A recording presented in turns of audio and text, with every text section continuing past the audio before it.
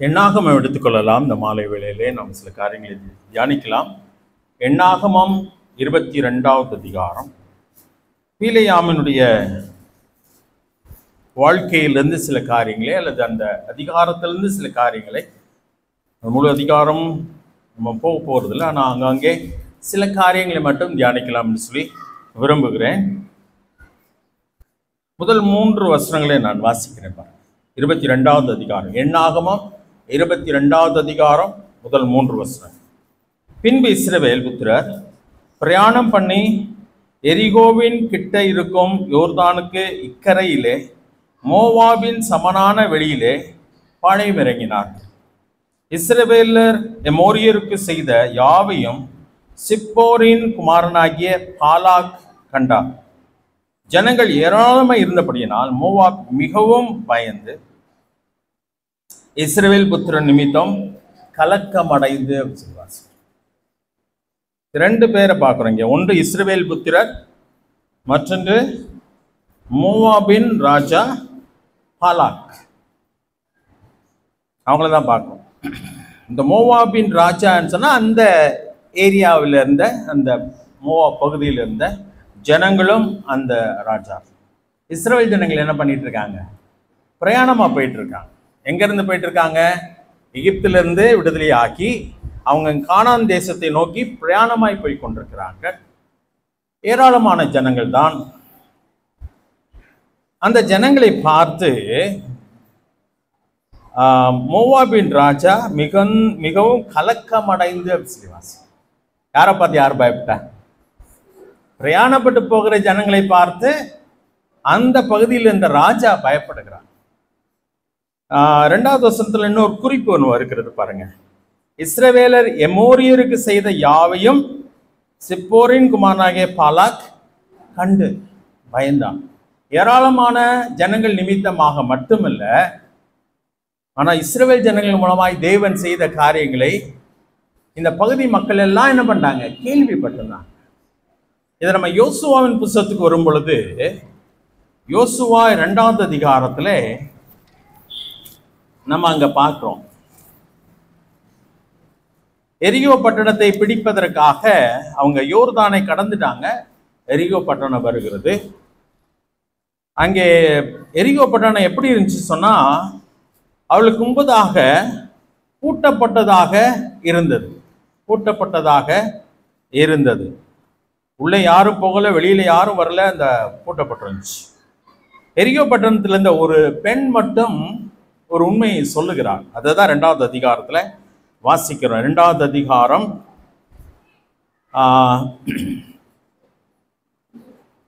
8வது வசனத்திலிருந்து வாசிக்கலாம். 9வது வசனத்திலிருந்து வாசிக்கிறேன். கர்த்தர் உங்களுக்கு தேசத்தை ஒப்பு கொடுத்தார் என்றும். இது யாருன்னா அந்த ஊர் ஒரு பெண், எரிகோ பட்டணத்தை சேர்ந்த ஒரு பெண். அவள் சொல்லுகிறாள், கர்த்தர் உங்களுக்கு தேசத்தை ஒப்பு கொடுத்தார் என்றும், உங்களை குறித்து எங்களுக்கு திகில் உண்டாயிருக்கிறது என்றும், உங்களை குறித்து தேசத்தின் குடிகள் எல்லாரும் சோர்ந்து போனார்கள் என்றும் அறிவேன். ஒரு பெண்ணுடைய ஸ்டேட்மெண்ட் அது, அறிக்கை. அப்புறம் 10வது வசனம், நீங்கள் எகிப்திலிருந்து புறப்பட்ட போது கர்த்தர் உங்களுக்கு முன்பாக சிவந்த சமுத்திரத்தின் தண்ணீரை வற்றி போக பண்ணினதையும், நீங்கள் யோர்தானுக்கு அப்புறத்தில் சங்காரம் பண்ணியன எமோரியரின் 2 ராஜாக்களாகிய சீகோனுக்கும் ஓகுக்கும் செய்ததையும் கேள்விப்பட்டோம். இதே எமோரியர் பத்தி தான் அங்க என்ன ஆமத்துல வாசித்தோம், எமோரியருக்கு செய்த காரியம். இந்த இடத்துல இந்த பெண் 2 காரியத்தை குறிப்பிடுகிறாள். ஒன்று, சிவந்த சமுத்திரத்தை வற்றி போக பண்ணினார். அதுவும் யாரு கேள்விப்பட்டா? அந்த பகுதி மக்கள்லாம் எப்படி அந்த கடலை கடந்தாங்கன்னா அவங்க கடல் நடுவிலே பாதையை தேவன் உண்டாக்கினார் அப்படின்னு கேள்விப்படுறாங்க. அதிர்ந்துட்டாங்க எல்லாருமே. இவங்க யாருப்பா இவங்களுடைய கடவுள் யாரு அப்படின்ற ஒரு கேள்வி வந்துருச்சு. அதுக்கப்புறம் என்ன பண்ணாங்க? அந்த ஊர்ல, அந்த ஏரியாவிலேயே பெரிய ராஜாக்கள், எமோரியன் 2 ராஜாக்களையோ சீகோனையும் ஓகுக்கும் செய்ததையும் கேள்விப்பட்டோம். இதெல்லாம் கேள்விப்பட்டுதான் எங்கள் இருதயம் கரைந்து போயிற்று, சோர்ந்து போயிற்று என்று சொல்கிறார். பாருங்களேன், 11வது வசனத்தை வாசிப்போம். கேள்விப்பட்ட போது எங்கள் இருதயம் கரைந்து போயிற்று, உங்களாலே எல்லாருடைய தைரியமும் அற்று போயிற்று. உங்கள் தேவனாய கர்த்தரே உயர வானத்திலும் கீழே பூமியிலும் தேவனானவர் என்று அந்த பெண் சொல்லுகிறான். எரிகோ பட்டணமே கதவெல்லாம் பூட்டி ராஜாவும் உள்ள உட்கார்ந்துட்டு இருக்காரு. இவங்க என்ன செய்ய போறாங்களோ. இந்த கூட்டம் யாருன்னு பார்த்தா சட்டி முட்டியெல்லாம் தூக்கிட்டு பிரயாணமா போய் கொண்டிருக்கிற ஒரு கூட்டம். பெரிய யுத்த வீரர்கள்லாம் கிடையாது, சாதாரணமான மக்கள். அவங்க ஒரு வீட்டை காலி பண்ணி இன்னொரு வீட்டுக்கு போனால் நம்ம எப்படி போவோம், என்ன லட்சணத்தில் போவோம்ல, ஜாமான் சட்டியெல்லாம் தூக்கிட்டு போயிடும். அப்படிதான் போயிட்டு இருக்கிறாங்க இஸ்ரவேல். நாடு கிடையாது, ஊரு கிடையாது, இனிமே தான் ஒரு தேசத்துக்கு போறாங்க. அப்படி போய் கொண்டிருக்கிற ஒரு கூட்டத்தை பார்த்து யார் பயப்படுறா? பெரிய பெரிய ராஜாக்கள்லாம் பயப்படுகிறாங்க.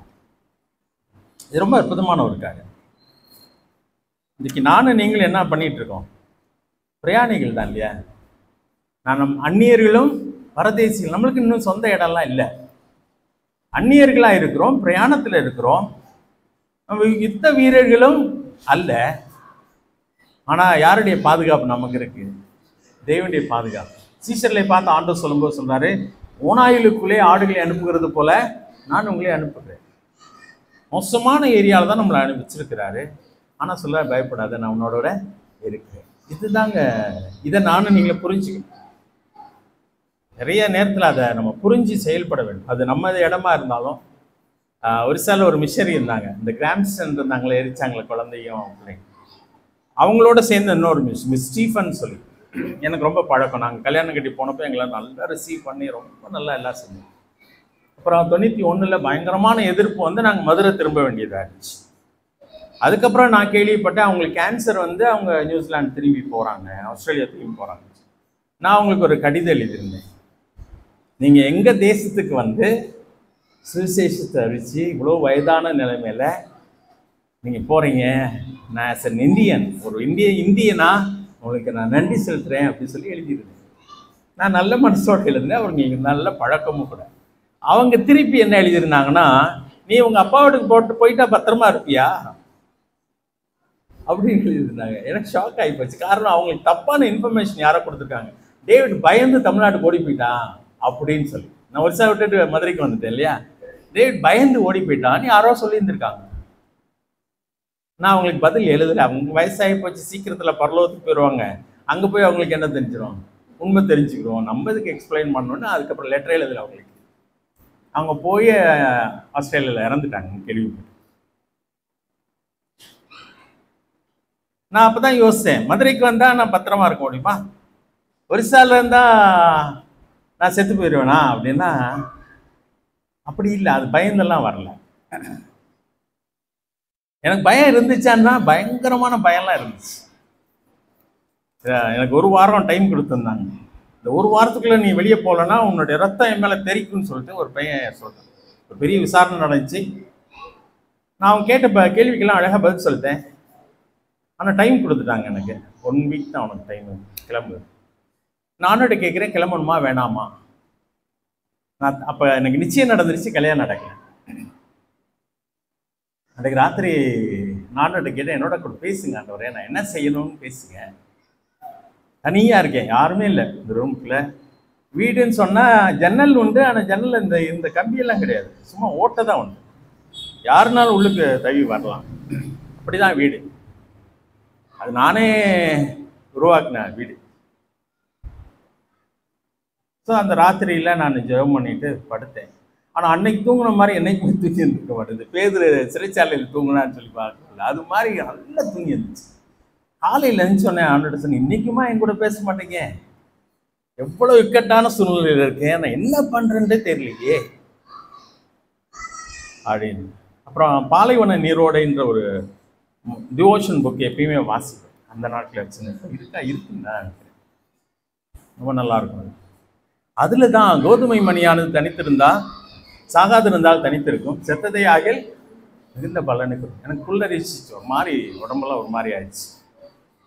ஆனால் நான் பேச்சுலர் தான். அப்போ நான் ஆண்டோட சொன்னேன், நான் செத்தா எங்கள் அப்பா அம்மா அழுவாங்க ஆண்டவரே, அதுதான் உங்களுடைய சித்தமானால் நடக்கட்டும் அப்படின்னு. அப்புறம் காலையில் இன்னொரு கிராமத்துக்கு நான் போக வேண்டியது இருந்துச்சு. நான் சைக்கிள் எடுத்துகிட்டு இன்னொரு கிராமத்துக்கு, அங்கே அந்த பூசாரி எந்த பையன் சொன்னானோ அவனுடைய அப்பா, அவர் தான் மெயின் பூசாரி. அவர் என்னை பார்த்துட்டார், ஏன் டேவிட் வெளியே வந்த என் மகன் இப்படி சொல்லிவிட்டு போயிட்டானே, உன்னை எங்கேயாவது பார்த்தானா கொன்றுவானே. அதெல்லாம் ஒன்றும் நடக்காதுங்க அப்படி சொன்ன. உள்ளுக்குள்ள பயம் இருந்துச்சுன்னு எனக்கு தான் தெரியும். ஆனால் சொன்னேன் அதெல்லாம் ஒன்றும் நடக்காது. 1 வீக் அப்படி தான் கிடந்துச்சு. அந்த 1 வீக் ஒரு காரியத்தை மட்டும் சொல்லிட்டு முடிச்சு. நான் எவ்வளோ பயந்தேன்றது எனக்கு தான். நான் பயப்படலன்னு தான் நான் நினச்சிட்டு இருந்தேன். எங்கள் வீட்டுக்கு பக்கத்தில் வரணும், அது காட்டு பகுதி தான், ஜங்கல் அப்படியே ஃபுல்லாக மரங்களாக இருக்கும். எங்கே வெட்டி தூக்கி போட்டால் கூட தெரியாது, அப்படிப்பட்ட பகுதி. ஒரு இடம் ஏத்தம், அதில் ஸ்பீடெல்லாம் வர முடியாது, சைக்கிள் தானே. ஸோ அந்த ஆற்றை கடந்து சைக்கிளில் தூக்கி தான் ஆற்றை கடக்கணும். அதுக்கப்புறம் அந்த ஏத்தம் அதில் வந்துட்டு இருக்கிறேன். யாரும் அந்த புதர் வழியில் அப்படியே ஓடுற மாதிரி தெரியும். ஈவினிங் நேரம். பயந்துட்டேன், தனியாக வந்துட்டு இருக்கிறேன், பயந்துட்டேன். அப்புறம் அப்படியே ஸ்பீடாகவும் வர முடியாது, ஏத்தம் அது.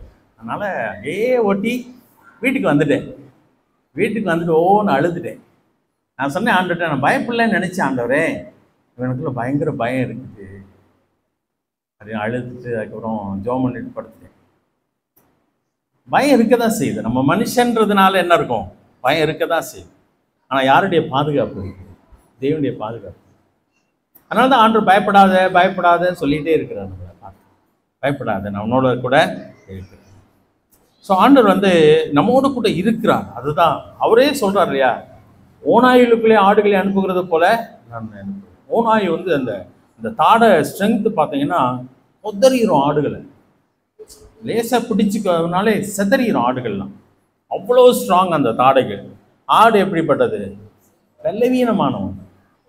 ஸோ நம்ம ஆடுகளோட கூட ஒப்பிடுகிறார். நான் தேவன் சொல்ல, நீ பயப்படாத, உன்னோட கூட இருக்கேன்.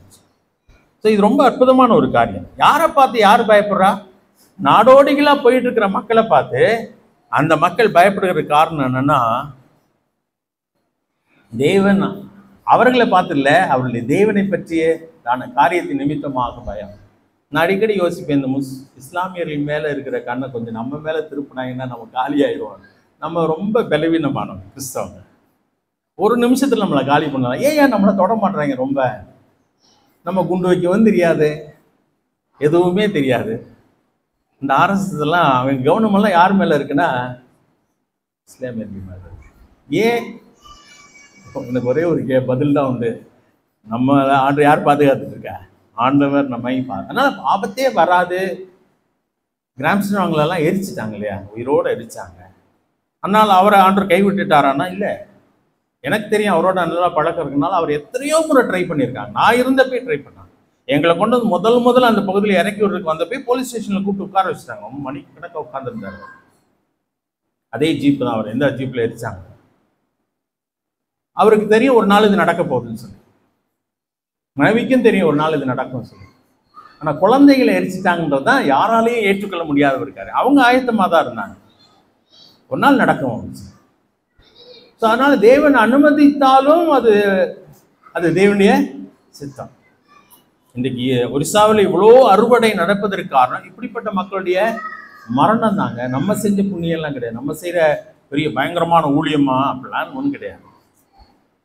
நான் போன வாரமாக பேசணும் இல்லையா, விதைத்தவன் ஒருவன், அறுவடை செய்கிறவன் வேறொருவன். நமக்கு தேவன் அந்த கிருபையை கொடுத்துருக்கிறான். நான் இந்த நாட்களில் அறுவடை செய்து கொண்டிருக்கிறோம். அதனால தான் தேவன் சொல்கிற அறுவடை மிகுதி ஆட்களோ இல்லை. எவ்வளோ தேவையுள்ள ஒரு தேசத்தில் நானும் நீங்களும் வாழ்ந்து கொண்டிருக்கிறோம். நாம் எப்படி செயல்படணும்னா தைரியமாக செயல்பட்டுட்டே இருக்கோம். ஏன்னா நம்மை குறித்ததான பயத்தை தேவன் யாருக்கு கொடுத்துருக்கிறார்? அவங்களுக்கு கொடுத்துருக்கிறார். என்னன்றது நம்மளுக்கு புரியல, ஆனால் அது உண்டு என்பதுதான் உண்மையான ஒரு காரியம். சரி, இவங்களை எப்படி ஜெயிக்கலாம் அப்படின்னு சொல்லி இந்த ராஜா யோசிக்கிறான். அவன் என்ன சொல்லுகிறான் என்று சொன்னால், அவன் இவங்களை ஒன்றும் செய்ய முடியாதுன்னு சொல்லி யோசிக்கிறான். அதனால ஒரு திட்டமிடுறான். சரியா? அப்பதான் பீலை ஆமை அழைக்கிறான். 6வது வசனம் வாசிங்க. எல்லாத்துக்குள்ளேயும் போக முடியாது. சரி, அவங்களுக்கு சம்பவம் தெரியும்னு நான் நினைக்கிறேன். சரி, ஒரு ஜனம் அவங்களை எதுக்கு அவனுக்கு தைரியம் இல்லை, பயப்படுகிறான். யுத்தத்தால ஜெயிக்க முடியாதுன்றத அவனுக்கு நல்லாவே தெரிஞ்சிருச்சு. அதனால ஒரு வஞ்சகமான ஒரு காரியத்தை அவன் செய்ய பார்க்கிறான். 6வது வசனம், அவர்கள் என்னிலும் பலவான்கள், ஆகிலும் நீர் ஆசீர்வதிக்கிறவன் பட்டவன்.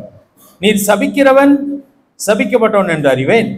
ஆதலால் நீர் வந்து எனக்காக இந்த ஜனத்தை சபிக்க வேண்டும். அப்பொழுது ஒருவேளை நான் அவர்களை முறியடித்து அவர்களை தேசத்திலிருந்து துரத்தி விடலாம் என்று சொன்னான். ராஜா வந்து தான் மந்திரிகளை கூப்பிட்டு அல்லது தானாபதிகளை கூப்பிட்டு சொல்றான், நீங்க பீலியாம்ன்ற ஒரு தீர்க்கதரிசிட்ட போங்க, அவன் யாரை ஆசீர்வதிக்கிறானோ அவங்க நல்லா இருப்பாங்க, யாரை சபிக்கிறாங்களோ அவங்க சாபமா போயிடுவாங்க, கெட்டு போயிடுவாங்க. ஒருவேளை அவன் வந்து இந்த இஸ்ரேல் ஜனங்களை சபிச்சுட்டானா நம்ம என்ன பண்ணிடலாம், ஜெயிச்சிடலாம் அப்படின்னு சொல்லிட்டு அந்த பீலியாம்கிட்ட போக சொல்றாங்க. சரியா?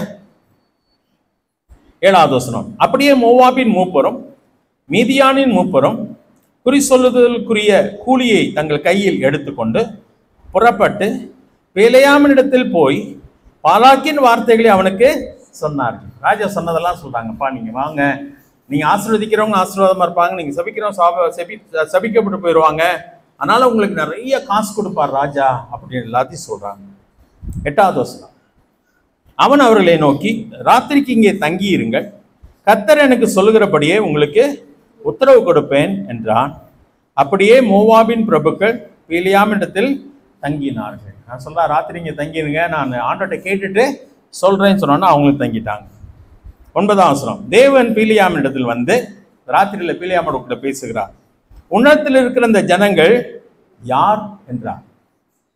பீலியாம் தேவனை நோக்கி, சிப்போரின் குமாரனாகிய பாலாக் என்னும் மோவாபின் ராஜா அவர்களை என்னிடத்திற்கு அனுப்பி, பூமியின் விசாலத்தை மூடுகிற ஒரு ஜனக்கூட்டம் ஈர்த்திலிருந்து வந்திருக்கிறது, ஆகையால் நீ வந்து எனக்காக அவர்களை சபிக்க வேண்டும், அப்பொழுது நான் அவர்களோட யுத்தம் பண்ணி ஒருவேளை அவர்களை துரத்தி விடலாம் என்று சொன்னான் என்றான். சொல்லிட்டாரா ஆண்டட்டையும், இந்த மாதிரி ஒரு கூட்டம் வந்திருக்கான், ஒருவேளை இந்த தீர்க்கதரிசிக்கு அது தெரியாது, இந்த மனுஷன் வந்து யூதன் அல்ல, சரியா, இஸ்ரவேலனும் அல்ல, இவனை பத்தி ரொம்ப தெரியல, ஆனா இந்த இடத்துல ஒரு வார்த்தை வந்திருக்கு, குறி சொல்றதுன்னு சொல்லுவேன், சரியா. அப்ப அந்த லோக்கல் ஒரு மந்திரவாதி மாதிரி குறி சொல்றது மாதிரி. ஸோ இவன் வந்து எப்படி கத்தட்ட போய் விசாரிச்சான் அப்படின்னு அந்த நாட்கள் அந்த வெளிச்சம் இருந்திருக்கு, உண்மையான தேவனை பற்றியும் தெரியும். அதனால அவன் போய் அவன் விசாரிச்சுட்டு சொல்றேன், ஒருவேளை குறிய விசாரிக்கிற பத்தி யோசித்தான்னு தெரியல, தேவனே அவனோடு கூட பேசுகிறார். அப்ப ஆண்டவர் என்ன சொல்றாரு பாருங்களேன். இவன் எல்லாத்தையும் சொன்ன உடனே 12வது வசனம். அதற்கு தேவன் பீலியாமை நோக்கி, நீ அவர்களோட போக வேண்டாம், அந்த ஜனங்களை சபிக்கவும் வேண்டாம், அவர்கள் ஆசீர்வதிக்கப்பட்டவர்கள் என்றார். யார் யாரை பத்தி சொன்னாங்க? ஆண்டவர் இஸ்ரவேல் ஜனங்களை பற்றி சொல்லுகிறார். அவர்கள் ஆசீர்வதிக்கப்பட்ட ஜனங்கள். யார் மூலமா ஆசீர்வதிக்கப்பட்டவங்க? ஆபிரகாம் மூலமா. ஆபிரகாம் மூலமாக தான் ஆபிரகாம் சொல்றாரு, உன்னை ஆசீர்வதிக்கிறவர்களே நான் ஆசீர்வதிப்பேன், பெரிய ஜாதியாக்குவேன், பெருமைப்படுத்தலாம் சொல்றாரு. அவனுடைய ஜனமாக அவர்கள் இருக்கிறதுனாலே அவர் சொல்ற, நீ அவர்களோட போகவும் வேண்டாம், அந்த ஜனங்களை சபிக்கவும் வேண்டாம், காரணம் அவர்கள் ஆசீர்வதிக்கப்பட்ட ஜனங்கள் என்றார்.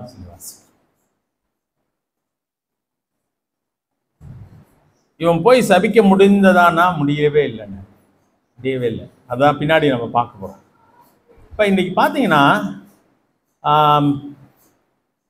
ஒரு வசனம், அடுத்த அதிகாரம் பாருங்க, 23வது அதிகாரத்துல 23ஆம் வசனத்தை வாசிக்கிறேன் பாருங்க.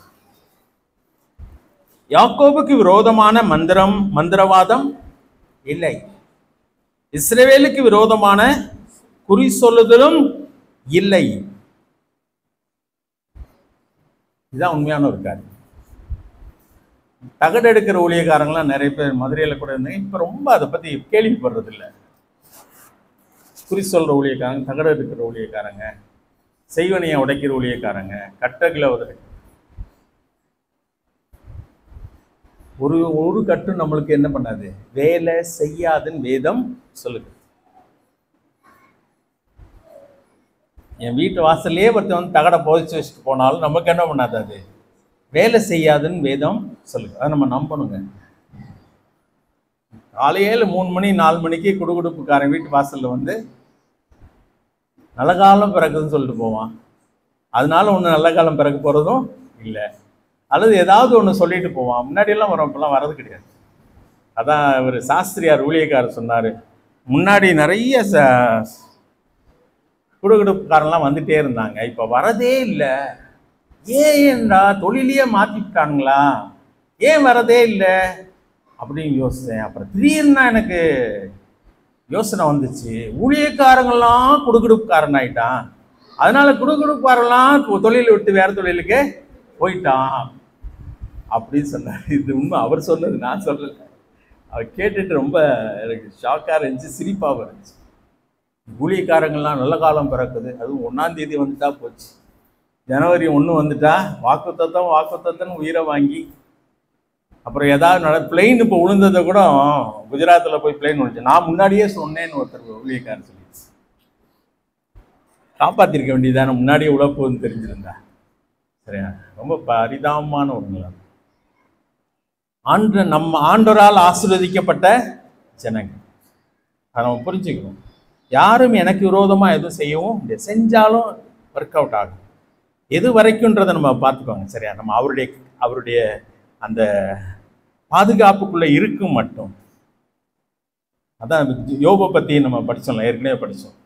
யோபை பற்றி பிசாசு என்ன சொல்கிறான் ஆண்டோட்ட, நீங்கள் அவனை சுற்றி என்ன பண்ணியிருக்கீங்க, வேலி அடைச்சி வச்சுருக்கீங்க, என்னால் அவன்கிட்ட போகவே முடியல, அவனை பாதுகாப்பாக வச்சுருக்கீங்க, அதனால தான் அவன் உண்மை சேவிக்கிறான், அதை மட்டும் எடுத்து விடுங்க பார்ப்போம், அவன் உண்மை சபிக்கிறானா இல்லையான்றத பாருங்கன்னு சொல்லி.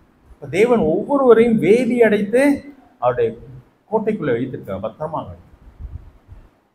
அவருடைய அனுமதி இல்லாமல் நம்ம யாரும் தொடவே முடியாது. இது உண்மையான ஒரு காரணம், 100க்கு 100 உண்மையான. நம்ம வீணா பயந்து சாகுறோம் சில நேரம். நம்ம யாரையும் சபிக்க கூடாது. சரியா, நம்ம வாயிலிருந்து என்னதான் வரணும், ஆசீர்வாதம் வரணும். நல்லா இருக்கட்டும் ஆண்டவரே அவங்க, அப்படிதான் சொல்லணும். இந்த மண்ணை வாரி தூத்தி நாசமா போ அப்படின்னு இந்த ஊர் சொல்லணும் சில நேரத்தில். அப்படிலாம் நம்ம சொல்லக்கூடாது. நம்மை ஆசீர்வதிக்க தான் தேவன் நம்மை அழைத்திருக்கிறார், சபிக்க அல்ல. போதோர்லேயே சபிச்சிடுறாங்க இன்னைக்கு ஜனங்களை, நல்லாவே இருக்க மாட்டேன்ட்டு. அப்படிலாம் சொல்லக்கூடாது. நம்மை தேவன் ஆசீர்வதிக்க தான். ஆபிரகாமை தான் அழைச்சார், உன்னை சபிக்கிறவளே நான் சபிப்பேன்றார், உன்னை ஆசீர்வதிக்கிறவளை நான் ஆசீர்வதித்தேன், உன் மூலமாய் பூமியில் வம்சங்கள் எல்லாம் ஆசீர்வதிக்கப்படும் தான் சொல்றார். அவனை ஆசீர்வதிக்க. அதனால்தான் சோதோம் கோமோரோவை ஆண்டவர் அழிக்க போக முன்னாடி ஆண்டு வர்றாரு, பெர்மிஷன் கேட்க வர்றது மாதிரி வர்றாரு. என்ன ஆபிரகாம் சொல்ற, அங்கிருந்து கூக்குரல் எழும்புது, நான் அழிக்க போறேன், நீ என்ன சொல்ற? அதுதான் அந்த ஆதியாகமம் 18வது அதிகாரத்தில் ஏன் ஆண்டவர் ஆபிரகாம்கிட்ட வரணும்? ஆபிரகாம் மூலமாய் தேவன் உலகத்தை ஆசீர்வதிக்க அவனை தெரிந்து கொண்டார். இப்பொழுது அவனுடைய பெர்மிஷன் இல்லாம நான் அவரை எப்படி அழிக்க முடியும்? அதை ஆபிரகாம் புரிந்து கொண்டு என்ன சொல்றான், ஆண்டவரே 50 பேர் இருந்தா அந்த பட்டணத்தை காப்பாற்ற மாட்டீங்களா? அவர் பொறுமையா நின்று இல்லை 50 பேர் இருந்தா நான் அதை அழிக்க மாட்டேன்.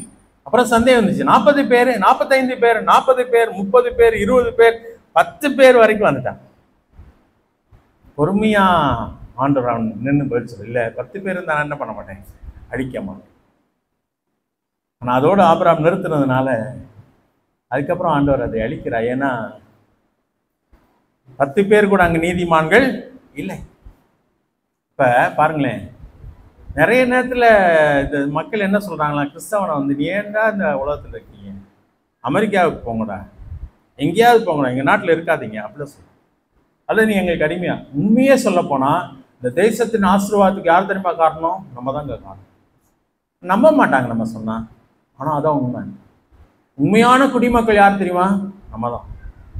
உண்மையாவே தேசத்துக்காக ஜெபிக்கிறவர்கள் யாரு? நம்ம தான். நம்ம தேசத்துக்கு தீமையான காரியத்தை ஒரு பொழுதும் செய்ய மாட்டோம். அப்ப தேசம் நம் மூலமாய் ஆசீர்வதிக்கப்படுகிறது தான் என்பதுதான் உண்மையான ஒரு காரியம். அப்புறம் இந்த தேசம் நல்லாகணும் அப்படின்னு நினைக்கிறோம். மிஷனரிகள் பாருங்களேன், வந்து எவ்வளோ காரியத்தை செய்தார். கோதுமை கொடுத்தான், பால் கட்டி கொடுத்தான், கேவலமா சொல்றாங்க. ஏயா பால் கட்டி கொடுத்தா, ஏன் கோதுமை கொடுத்தான்? இன்னைக்கு ஜனங்கள் பட்டினியா கிடந்தாங்க. அதை பார்த்து அவனால தாங்க முடியாம அவனுடைய தேவையில கொடுத்தாங்க. கொடுத்ததுனால அவன் வந்து கிறிஸ்தவனா மாறிட்டான், இல்லைன்னு சொல்ல. கிறிஸ்தவனா மாத்துறதுக்காக கோதுமையும் பால் கட்டியும் கொடுக்கல. அவனுடைய கஷ்டத்தை பார்த்து கொடுத்தார்கள், மருத்துவம் கொடுத்தார்கள், கல்வி கொடுத்தார்கள், அவனை சமமாக நடத்தினார்கள். அது எவ்வளவு பெரிய ஆசை. அதுவும் சவுத்து நம்ம கிடைத்த பெரிய ஆசீர்வாதம். அத்தனை மிஷனரிகள் நம்முடைய நாட்டுக்கு வந்தாங்க. ஸோ நம் மூலமாய் தேசம் ஆசீர்வதிக்கப்படுகிறது. இன்னைக்கு காலையில் அந்த பிக்சர் பார்த்தீங்க இல்லையா, எவ்வளோ பிள்ளைங்கள்ல எல்லாமே விசுவாசிகளுடைய பிள்ளைகள்.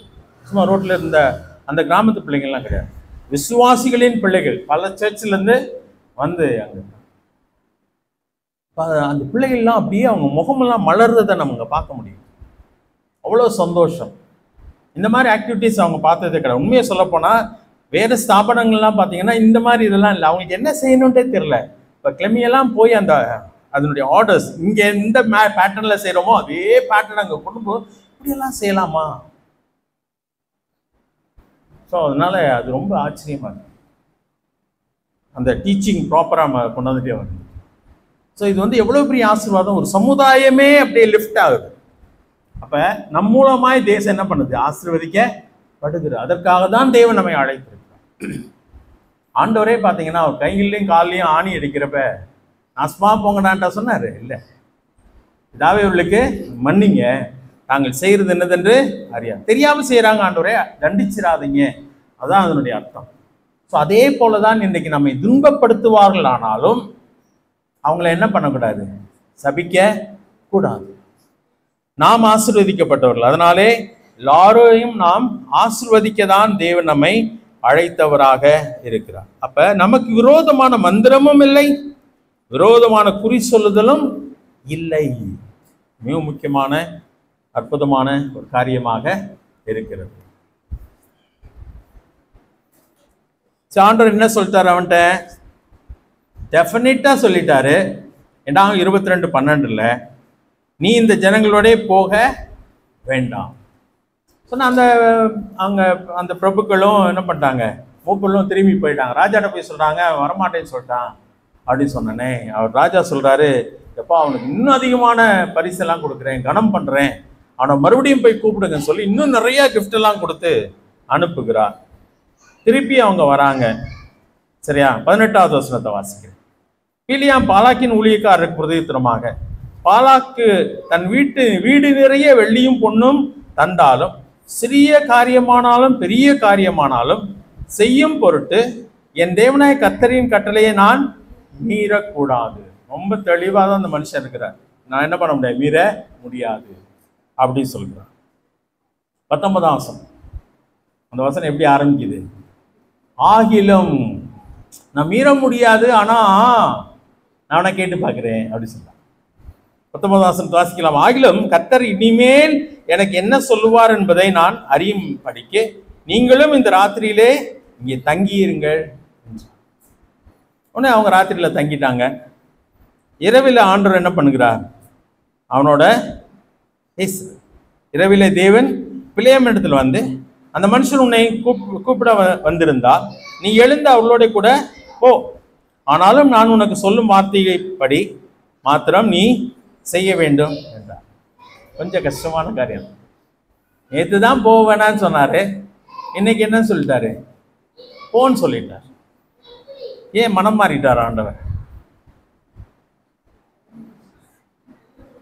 நானும் ரொம்ப யோசிச்சு பார்த்தேன். நேற்று தெளிவா சொல்ற, எடுத்தவனே சொல்லிட்டார், நீ அவங்களோட என்ன பண்ண வேணாம், போக வேணாப்பா, நீ அவர்களை சபிக்க வேண்டாம், ஆசீர்வதிக்கவும் சபிக்க வேண்டாம், அவர்கள் ஆசீர்வதிக்கப்பட்ட ஜனங்கள் சொல்றார். தெளிவா சொல்றார். அதாவது தேவனுடைய மாறாத சித்தம் என்று சொல்றோம். Unchanging God's will. ஆதாமும் ஏவாளும் பாவம் செய்யக்கூடாது என்பதுதான் தேவனுடைய மாறாத சித்தம். மனிதனை கையை பிடித்து இழுக்கிறவர் அல்ல. நம்முடைய விருப்பத்துக்கு மாறாக நம்மை கட்டாயப்படுத்தி அவர் கீழ்ப்படிய வைக்கிறவர் நம்முடைய தேவன் அல்ல. நம்முடைய விருப்பம் என்னன்னு பார்க்கிறார். அதனாலதான் இந்த இடத்துல 19ஆம் வசனத்துல அந்த வார்த்தையை சொன்ன. ஆகிலும் நான் கொஞ்சம் கேட்டு பார்க்கிறேன், இந்த தடவை என்ன சொல்றான்னு பார்ப்போம். ஸோ தேவனுடைய சித்தம் என்னன்றதை நம்ம கவனமா பார்க்கணும். எது தேவனுடைய சித்தம்? அதில் தான் நம்ம நின்று ஆகணும். இது ஆண்டு பிடிக்குமா பிடிக்காதுன்றத சென்ஸ்லேயே நமக்கு தெரியும். சில நேரத்தில் சிலதெல்லாம் டைரக்டாகவே நமக்கு இதை செய்யலாம், இதை செய்யக்கூடாது என்பதை தேவன் சொல்லி இருக்கிறார். ஸோ அதை நம்ம கவனமாக பார்த்து செய்யணும். ஆனால் அதை மறுபடியும் நம்ம ஆண்டுகிட்ட போய் ஜெபம் பண்ணோம்னா நமக்கு என்ன இருக்குன்னு அர்த்தம்? ஆண்டவர் வேணான்னு சொல்றாரு, உண்மைதான், நான் செஞ்சா நல்லா இருக்குமே அப்படின்னு சொல்லி சில காரியங்கள் நமக்கு. ஸோ அப்போ ஆண்டவர் என்ன சொல்றாருன்னா, சரிப்பா அப்படி ஜென்டில்மேன், அவர் கட்டாயப்படுத்துறது இல்லை. அதான் கெட்ட குமாரன், அதான் இளைய குமாரன் தகப்பன்கிட்ட போய் சொத்தை பிரித்து வாங்குறான். ரொம்ப சிம்பிளாக தான் அங்கே அந்த வார்த்தைகள் சொல்லப்பட்டிருக்கு. அந்த தகப்பன் வந்து எக்ஸ்பிளைன் பண்ண மாதிரிலாம் அங்கே வார்த்தைகள் எதுவுமே இல்லை. வேணாம்ப்பா, அல்லது மிரட்டின மாதிரி, ஏய் இத்தனை வருஷம் உன்னை வளர்த்துறேன், என்னடா பாதியில் ஓடுற அப்படிலாம் சொன்ன மாதிரி எதுவுமே இல்லை. கேட்ட உடனே என்ன பண்ணுது, நிச்சயமா அவர் என்ன பண்ணியிருப்பாரு, விளக்கி சொல்லியிருப்பாரு, அதனுடைய தீமைகளை கூட விளக்கி சொல்லியிருப்பாரு. ஆனால் அவனுடைய விருப்பம் என்னதான், இளையகுமாரனுடைய விருப்பம், அவன் தகப்பனை விட்டு போய் அவன் விரும்பினபடி வாழ விரும்பினான். அதை தகப்பன் புரிந்ததுனால அதை அவன் கையில கொடுத்துட்டான். ஸோ நம்ம விரும்பினோம் என்று சொன்னால், தேவனுடைய சித்தம் இதுதான் என்பதை தெரிந்தும் நான் அதை விரும்பி போவேனியானால், அது செய்ய விரும்புவேனியானால் ஆண்டு என்ன பண்ணுவார், சில நேரத்துல சரி போ அப்படி சொல்றார். அதுக்கப்புறம் பார்த்தீங்கன்னா ஆண்டவர் போன்னு சொல்லிட்டாரு, அவனும் அடுத்த நாள்ல கிளம்பி போகிறான். இது கொஞ்சம் கஷ்டமான காரியம்னு வச்சுக்கோங்க. இதனால்தான் சில முடிவுகள் என்னால் எடுக்க முடியலன்னு சொன்னா நான் தாமதம் பண்ணுகிறது நல்ல காரியம்.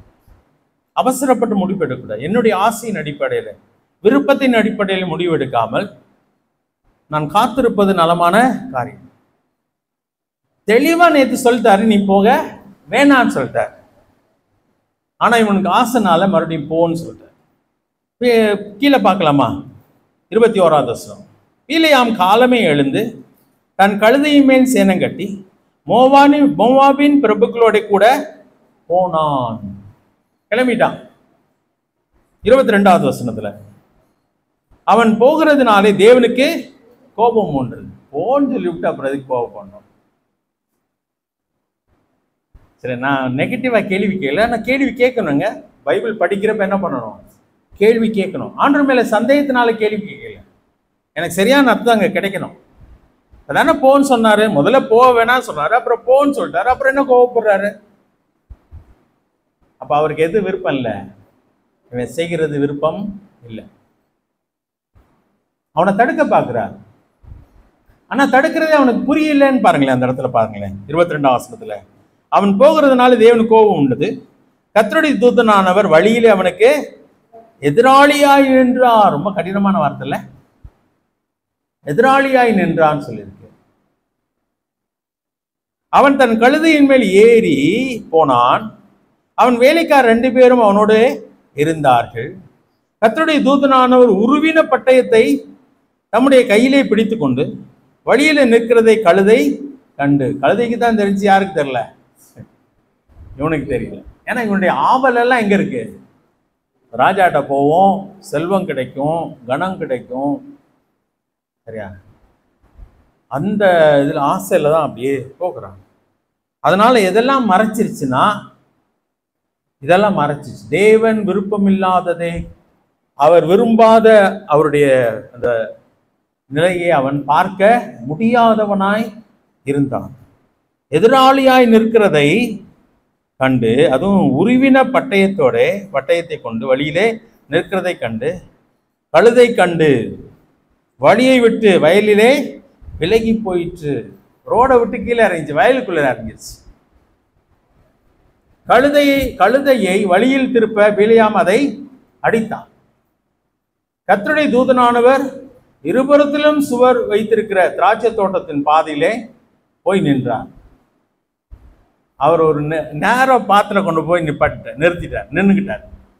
கழுதை எங்கிடமே போக முடியாதபடி. 25வது வசனம், கழுதை கர்த்தருடைய தூதனை கண்டு சுவர் ஓரமாய் ஒதுங்கி பிலேயாமின் காலை சுவரோடே நெருக்கிட்டு திரும்பவும் அதை அடித்தான். அப்பொழுது கர்த்தருடைய தூதன் அப்புறம் போய் வலதுபுறம் இடதுபுறம் விலக வழியில்லாத இடுக்கமான இடத்திலே நின்றார். 3 தடவை தடுக்க ட்ரை பண்றார். உடனே கர்த்தர் கழுதையின், மன்னிக்கணும், 27வது வசனம், கழுதை கர்த்தருடைய தூதனை கண்டு பிலேயாமின் கீழ் படுத்து கொண்டது. நீர் என்னை, மன்னிக்கணும், மறுபடியும் படுத்து கொண்டது. பிலேயாம் கோபம் உண்டவனாகி கழுதையை தடியினால் 3 தடவை அடிச்சான். உடனே கர்த்தர் கழுதையின் வாயை திறந்தார். அது பிலியாமை பார்த்து, நீர் என்னை இப்பொழுது 3 முறை அடிக்கும்படி நான் உமக்கு என்ன செய்தேன் என்றது. அப்பொழுது பிலியாம் கழுதையை பார்த்து, நீ என்னை பரியாசம் பண்ணி கொண்டு வருகிறாய். என் கையிலே ஒரு பட்டயம் மாத்திரம் இருந்தால் இப்பொழுது உன்னை கொன்று போடுவேன் என்றார். முன்னாடி பட்டயத்தோட நிக்கிறது யாருக்கு தெரியல, பிலியாமுக்கு தெரியல. ஆனா இவன் சொல்றான், என்கிட்ட மட்டும் பட்டயம் இருந்துச்சுன்னா அவனை என்ன பண்ணிருப்பேன், கொன்னே போட்டிருப்பேன் சொல்றான். இவன் இப்படி சொன்ன உடனே பாருங்களேன், மனுஷனுக்கு கோவம் வந்தா எந்த எக்ஸ்ட்ரீம் போறான், தான் செய்யணும்னு நினைச்சதை செய்ய முடியாதுக்கு தடை வந்தோடனே கொன்னே போடுவேன்றான். ஆனா ஆண்டவர் கோபம் வந்தா கூட என்ன பண்ற, தடுக்க தான் பார்க்கிறாரு, வெளியே அவனை கொல்ல. சரியா, ஆண்டவர் இதெல்லாம் செய்கிறார்.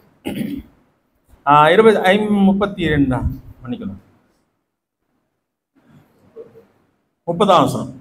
கழுதை பிலியாமை நோக்கி, நீர் என்னை கை கொண்ட காலம் முதல் இந்த நாள் வரைக்கும் நீர் ஏறின கழுதை நான் அல்லவா?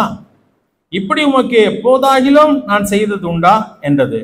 அதற்கு அவன் இல்லை என்றான். அப்பொழுது கர்த்தர் பிலியாமின் கண்களை எப்பயே திறந்திருக்கணும் தெரியுமா? கழுத வாய் திறந்தோடனே இவனுக்கு கண்ணு திறந்திருக்கணும். ஆனா ரொம்ப நேரம் இவ்வளோ ஆர்கியூமெண்ட்ஸ், யாரோட பேசுறேன்னு தெரியாம கூட பேசிக்கிட்டு இருக்கா கழுதையோட. அவ்வளவு பிளைண்டா. ஏன்னா அவனுடைய ஆசை வேற, நான் செய்யணும்னு நினைச்சது செய்ய முடியாம போகுது, ஆத்திரம். நமக்கும் அது உண்டு. நம்ம ஒன்று ஆசைப்பட்டுட்டோம்னா அது எனக்கு வேணும்னு சொல்லி ஆத்திரப்படுகிறதை நம்ம பார்க்குறோம். அப்போ எல்லாமே கண்ணு காதெல்லாம் தெரியாம போயிடும். தெரியாம அப்படிதான் இருக்கு. ஆனால் ஆண்டவர் அதை தடுக்க பாருங்க. அப்போ நம்ம சென்சிட்டிவா இருக்கணுன்றது ரொம்ப உண்மை. ரொம்ப கஷ்டமான ஒரு காரியம் அது. அதனால்தான் உங்களுக்கு கிளாரிட்டி இல்லைன்னு வச்சுக்கோங்களேன்.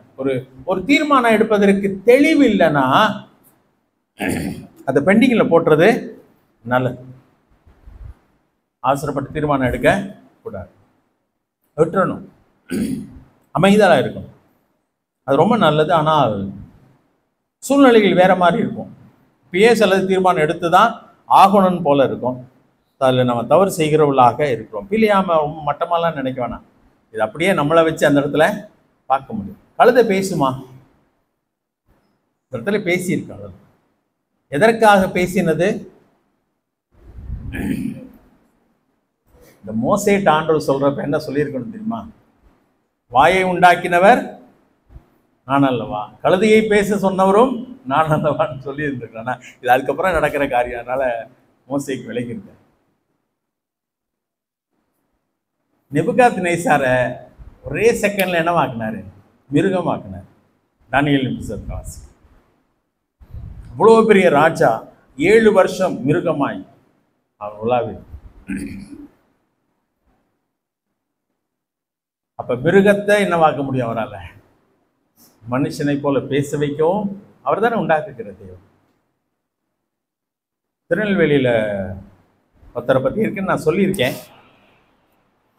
இன்னொருத்தர் சொன்னது, நல்ல கிறிஸ்தவ குடும்பத்தில் பிறந்தவர், பெரிய ஜாப்ல இருந்தவர், வெளிநாட்டுக்கெல்லாம் அடிக்கடி போயிட்டு வரவர், நல்லா படித்தவர். உடனே பல முறை போயிட்டு வந்திருக்காரு. ஒரு முறை போயிட்டு வந்தப்ப நிறைய சாக்லேட்ஸ் எல்லாம் கொண்டு வந்திருக்காரு. எல்லாம் ஆஃபீஸில் எல்லாரும் கொடுத்துருக்காரு. அப்போ யாரோ பைபிளை பற்றி சொன்னப்ப நான் அதெல்லாம் நம்புறது கிடையாது. I believe in my intelligence அப்படின்னு சொல்லி, என்னுடைய அறிவில் தான் நான் நம்புறேன். ஒரு சில நாட்களுக்குள்ள அந்த மனுஷன் எல்லாத்தையும் மெமரியெல்லாம் அழிஞ்சிச்சு. கம்ப்ளீட்டாக பிளாங்க் ஆகி சிக்னலில் போய் நின்று அது முடியுங்க ஆண்டவரில். பைத்தியக்காரனை, அந்த பைத்தியமானதை தெரிந்து கொண்டு அவர் பெரிய காரியங்களை செய்கிறது. ஞானிகளை வெட்கப்படுத்த முடியும். பெருமை மட்டும் நமக்கு இருக்கவே கூடாது. கழுதையும் பேச வைக்க முடியும், மனுஷன் ஊமையாகவும் ஆக்க முடியும், ஊமையினை பேசவும் முடியும், ராஜாவை மிருகமாக்க தள்ளவும் முடியும், ஆடு மேய்த்தவனை ராஜாவை ஆக்கவும் அவரால். ஸோ அவருக்கு முன்பதாக நம் தாழ்மையில் உள்ளாக இருக்கு. அவருக்கு என்ன விருப்பமோ அதை நாம் செய்ய பழக வேண்டும், நம்முடைய ஆசை இச்சைகள் அல்ல. ஸோ இந்த இடத்துல இந்த மனுஷன் செய்து நமக்கு எழுதி கொடுத்துருக்கிற காரணம் அவனுடைய கேவலத்தை சொல்றதுக்காக இல்லை. நிறைய நேரத்தில் நானும் நீங்களும் அப்படிதான் இருக்கும். ஆண்டுகிட்ட ரொம்ப ஜாக்கிரதையா நம்ம போகணும். ஏன்னா நம்முடைய வாழ்க்கை ஆசீர்வாதமாக இருக்க வேண்டுமானால் நான் ரொம்ப ஜாக்கிரதையாக தீர்மானம் எடுக்க வேண்டியவனாக இருக்கிறான். ஆண்டு தடுக்க பார்க்கிறார். ஆனா இந்த இடத்துல ஆண்டவர் என்ன சொல்லிவிட்டாரு பாருங்களேன். ஸோ அங்கேயாவது ஆண்டவர் நீ போகாதரான்னு சொல்லியிருந்துருக்கணும். ஆனா அங்கேயே ஆண்டவர் போகலன்னு சொல்லுங்க. படிச்சுட்டு இருந்தப்ப தான் இங்கேயாவது பேசாம ஆண்டவர் என்ன பண்ணிருக்கலாம், நீ போகாத எனக்கு பிடிக்கல அப்படின்னு சொல்லியிருந்திருக்கணும். ஆனா அவர் என்ன சொன்னார்னு பார்க்கலாமா? இவன் சொல்றான், பட்டயம் மட்டும் இருந்தா ஒரே வெட்ட உன்னை வெட்டியிருப்பேன் அப்படின்னு சொல்றான். 32வது வசனம். அதை 31 அவனுக்கு கண்ணு திறந்துருச்சு. தூதனை பார்த்தோன்னே நடுங்கிட்டான், அப்படியே பாதத்துல விழுகிறான். 32 கர்த்தருடைய தூதனானவர் அவனை நோக்கி, நீ உன் கழுதையை இதனோட 3 தரம் அடித்ததென்ன? உன் வழி எனக்கு மாறுபாடா இருக்கிறபடியினால் நான் உனக்கு எதிராக புறப்பட்டு வந்தேன். நீ இந்த வழியில போகக்கூடாதுதான் என்னுடைய ஆசை, ஆனா நீ போற, அதை தடுக்கிறதுக்கு தான் நான் வந்தேன்னு சொல்லி ஆண்டவர் சொல்கிறார். 33 கழுதை என்னை கண்டு இந்த 3 தரம் எனக்கு விலகிற்று. எனக்கு விலகாமல் இருந்ததானால் இப்பொழுது நான் உன்னை கொன்று போட்டு கழுதையை உயிரோட வைப்பேன் என்றார். ரொம்ப மோசம்ல. உன்னை கொண்டுட்டு கழுதையை உயிர் இப்படியே சொல்றான். உனக்கு கழுதையை கொண்டு போட்டு உன்னை கொன்றே போட்டுருப்பேன் சொல்றான். ஆண்டு சொல்ற உன்னை கொண்டுட்டு கழுதையை உயிரோட வச்சிருக்கேன் அப்படி சொல்ற. கழுதை இவனை எஜமானனை காக்கிறதுக்காக முயற்சி எடுத்தது. ஆண்டவர் சொல்றாரு. 34ஆம் வசனம். அப்பொழுது பிலேயாம் கர்த்தருடைய தூதனை நோக்கி, நான் பாவம் செய்தேன், வழியிலே நீர் எனக்கு எதிராக நிற்கிறதை அறியாதிருந்தேன். இப்பொழுதும் உமது பார்வைக்கு இது தகாததா இருக்குமானால் நான் திரும்பி போய்விடுகிறேன் என்றான். இப்ப எனக்கு புரிஞ்சிச்சு இது தப்புன்னு, ஆனால் நான் போறேன்னு சொல்லலாம். எப்படி சொல்றான் பாருங்க. எல்லாம் நம்மள மாதிரிதான், சரியா? ஆண்டவரே நான் தப்பு செய்திருந்தால் மன்னிச்சிருங்க. என்ன செய்திருந்தால் மன்னிச்சிருங்க, நான் தப்பு செஞ்சிருக்கிறேன்னு நம்ம சொல்லணும். அதுதான் ரொம்ப முக்கியமான ஒரு, அதை தான் தேவன் எதிர்பார்க்க. பஞ்சாப்ல போய் ஒருத்தர் ஊழியக்காரர் ஒருத்தனுக்கு ஆண்டரை பத்தி சொல்லி ஆண்டரை ஏற்றுக்கொண்டு ஜோம் பண்ண சொன்னாங்க. அவன், ஆண்டரே எங்கள் பாவங்களையும் மன்னியும், நான் எங்கள் செய்த என் பாவத்தை மன்னின்னு, எங்க பாவத்தை மன்னிங்க. அந்த ஊழியக்காரர் அவனை தடுத்துட்டார். என்ன ஜோமனை சொன்னா என்ன ஜோம், ஓம் பாவத்தை மன்னின்னு கேளு, எங்க பாவத்தை மன்னின்னு சொல்லி எதுக்குன்னா பொதுவில் பேசுறேன்னு சொல்லி திட்டிருக்காரு. அதுல இருக்கு சில நேரத்துல என்னுடைய தவறுகளை நான் பர்சனல், சரியா? நம்ம எல்லாருமே பாவிகள் தான். நான் ஆல்ரெடி சமூகத்துல போகும்பொழுது நான் பாவம் செய்தேன்றத சொல்ல, என்னிடத்துல பாவம் இருக்கு ஆண்டவரே, மன்னிங்க ஆண்டவரே. ரொம்ப முக்கியமான ஒரு காரியம். ஆனா இவன் என்ன சொல்றான்னா பாருங்களேன், நான் பாவம் செய்தேன், அது கரெக்ட். 34ஆம் வசனத்துல 2வது வரி, நான் பாவம் செய்தேன், வழியிலே நீர் எனக்கு எதிராக நின்றதை அறியாதிருந்தேன். இப்பொழுது நான் உமது பார்வைக்கு இது தகாததா இருக்குமானால், இன்னும் புரியலையோ, இருக்குமானால் சொல்றாரு, சரியா? ஏன்னா அவனுக்குள்ள அந்த ஆசை இருக்கிறது. அதுதான் அங்க பாருங்க. நான் திரும்பி போய்விடுகிறேன் என்றான். கர்த்தருடைய தூதனானவர் பிலேயாமை நோக்கி, அந்த மனுஷனோட கூட போ, நான் உன்னோட கூட சொல்லும் வார்த்தைகளை மாத்திரம் நீ சொல்ல கடவாய் என்றார். அப்படியே பிலேயாம் பாலாக்கின் பிரபுக்களோட கூட போனான். இப்பயே ஆண்டவர் ஏன் போன்னு சொல்லிட்டாரு. சிலர்லாம் தப்பு செய்யறதுக்காகவே நம்மகிட்ட சைஸா கேட்கறது, செய்யலாமா செய்யக்கூடாதா. அப்புறம் நாளை வெளியே போய் சொல்றது, பாஸ்டரே செய்யுன்னு சொல்லிட்டாரு, அதனால தான் நான் செஞ்சிட்டேன். ஆனால் சில நேரத்தில் ரொம்ப ஜாக்கிரதையா இருக்க வேண்டியது. இவன் என்ன நோக்கத்தோட நம்மகிட்ட கேட்கிறான்றத கவனமா பார்க்கணும். அப்படியெல்லாம் யாருக்கு நஷ்டம் யோசித்து பாருங்களேன். யாருக்கு நஷ்டம்? எனக்கு தெரியும் எது சரி எது தவறு என்பது எனக்கு நல்லாவே தெரியும் போது நான் தான் ஒதுங்கி நிற்கிறது நலமான காரியம். அதான் தேவனுடைய சித்தம், அதை நான் அறிய வேண்டும். தேவனுடைய சித்தம் இப்படி தெரியும். 1 யோவான் 5வது அதிகாரத்தில் சொல்லும் பொழுது, 1 யோவான் 5வது அதிகாரம் 14ஆம் வசனத்துல 1 யோவான் 5:14, நான் எதையாகிலும் அவருடைய சித்தத்தின்படி கேட்டால் அவர் நமக்கு செவி கொடுக்கிறார் என்பதை அவரை பற்றி நாம் கொண்டிருக்கிற தைரியம். அவருடைய சித்தத்தின்படி கேட்டால் அது நமக்கு கிடைக்கின்ற தைரியம், confidence, we have the confidence அப்படி சொல்லியிருக்கு. ஆனா பிரச்சனை என்னன்னா, அவருடைய சித்தம் என்ன என்பதை நாம் அறிவது கஷ்டமா இருக்கு. அதுல ரோமர் 12வது அதிகாரத்துக்கு வந்தீங்கன்னா, அங்கே ரொம்ப அழகாக 2வது வசனத்துல ஆண்டு சொல்ற ஒரு காரியம் தான், நீங்கள் இப்பிரபஞ்சத்துக்கு ஒத்த வேஷம் தெரியாம நீ யாரை மாதிரி மாறக்கூடாது அப்படின்னா, நம்ம உலகத்தோடு தான் வாழ வேண்டியிருக்கு, உலகத்தின் மக்களோடு தான் பழக வேண்டியிருக்குது, அதை தவிர்க்கவே முடியாது. ஆனால் நான் யாரை மாதிரி மாறிடக்கூடாது, அவங்கள மாதிரி மாறக்கூடாது. அதுக்கு பதில் என்ன செய்யணுமா அந்த வசனத்தை சொல்லிருக்கு, தேவனுடைய நன்மையும் பிரியமும் பரிபூர்ணமான சித்தம் இன்னதென்று பகுத்தறியத்தக்கதாக உங்கள் மனம் புதிதாகிறதுனாலே மறுரூபமாகும். எப்படி தேவனுடைய சித்தத்தை நான் தெரிஞ்சுக்கலாம் அப்படின்னு சொன்னா, நான் அவரை மாதிரி யோசிக்கணும், அவரை மாதிரி நான் பேசணும், அவரை மாதிரி நான் மாறிட்டேன்னா அவரை மாதிரி தான் நான் யோசிப்பேன். எது அவருடைய சித்தம்ன்றது எனக்கு சொல்லி எல்லாம் தெரிய வேண்டிய அவசியம். நான் அவரை போல மாறும் பொழுது நான் அவரை போல யோசிக்கிறேன், என்னுடைய ஆசை அவரை போல் அவருடைய ஆசையாய் மாறுகிறது. அவர் எதை விரும்பலையோ நான் அதை விரும்ப மாட்டேன், அவர் எதை விரும்புகிறாரோ அதை விரும்புவேன். இதுதான் சிம்பிள். யார் தீர்க்கதரிசிட்ட போய் கேட்டு வரலாமா? ஒரு அம்மா டூருக்கு போகணுமா, ஸ்கூலில் டூரு கூப்பிட்டாங்க, பணமெல்லாம் கட்டிச்சு, அப்புறம் திடீர்னு பயம், அது ஆண்டோடைய சித்தம் இல்லையான்ட்டு ஒரு தீர்க்கதரிசிட்ட போய் கேட்டிருக்காங்க. திசுன்னு சொல்லப்பட்ட ஒரு முத்தவங்களை போய் கேட்டு வந்திருக்காங்க. அவங்க போவேன்னு சொல்லிட்டாங்க. இதெல்லாம் சரியா? டூர் போற தப்பா ரைட்டா? ஞாயிற்றுக்கிழமை டூர் போலாமா? அங்கதான் கேர்ஃபுல்லா இருக்கும். ஞாயிற்றுக்கிழமை கர்த்தருடைய நாள், அவருடைய நாள், அதில் ஸ்ட்ராங்கா நம்ம நிற்கணும். ஆண்டோடைய நாள், நான் ஞாயிற்றுக்கிழமை வர முடியாது சொல்லியாகும். இதை போய் நான் தீர்க்கதரிசிட்டெல்லாம் கேட்க வேண்டியதில்லை, ஆண்டோடையும் போய் கேட்க வேண்டிய அவசியம் கிடையாது. அது அவருடைய நாள், இல்லை வர முடியாது, சாரி. போல்டா சொல்ல நமக்கு தெரியும். 6 நாள் இருக்குல்ல, 6 நாள்ல போடு. இந்த குடும்பத்துல இருந்து வரப்போ சில நேரத்தில் நிறைய பிரச்சனை இருக்கு, நான் இல்லைன்னு சொல்லலை, சரியா? எனக்கு அந்த பிரச்சனை போல இல்லை, நிறைய இல்லைன்னு வச்சுக்கோங்க. இந்த குடும்பத்திலேருந்து வரப்ப ரொம்ப க்ளோஸ் ரிலேட்டிவ்ஸ் கல்யாணம்லாம் என்னைக்கு தான் நடக்குது? ஞாயிற்றுக்கிழமை தான் வைக்கிறாங்க. ரொம்ப கஷ்டம். ஆண்டட்ட தான் பலன் கேளுங்க, சரியா? நான் ரொம்ப கடினமா சொல்ல விரும்பல, ஆனா உங்களுடைய ஆசை என்ன?